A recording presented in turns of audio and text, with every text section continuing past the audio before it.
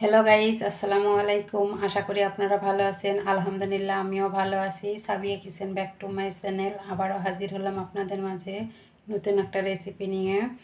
এখানে আমি কিছু ছোট আলু কেটে নিয়েছি আর নিয়েছি ছোট ছোট বেলে মাছ। এই বেলে মাছগুলো এখন আমি এখানে দিয়ে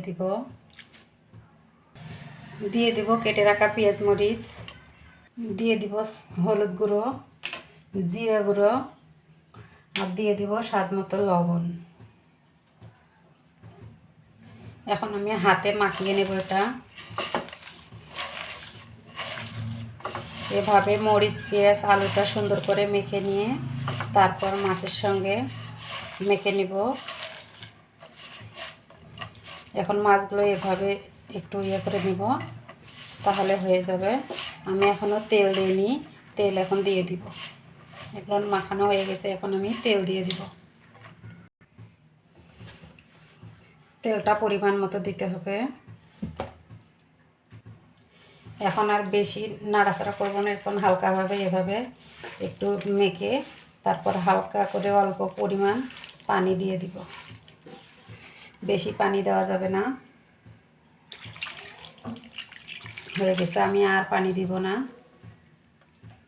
এখন আমি এটা ঢাকনা দিয়ে ঢেকে চুলাটা অন করে দিব।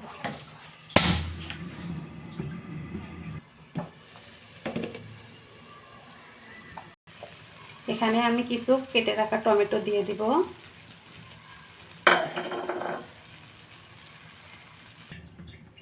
ছোট মাছের রেসিপিটা আমার প্রায় হয়ে গেছে, একটু নেড়ে চেড়ে দিব। আর একটু হয়ে গেলে ধনিয়া পাতা দিয়ে দিব।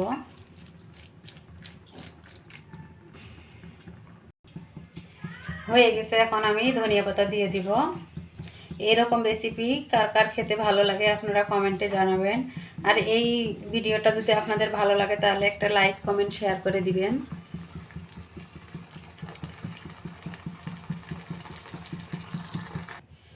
এরকম ছোট মাছের রেসিপি কার ভালো না লাগে, সবার কাছেই ভালো লাগে। আমার রেসিপিটা হয়ে গেছে, এখন আমি নামিয়ে নেব। রেসিপিটা হয়ে গেছে, আমি নামিয়ে নিয়েছি।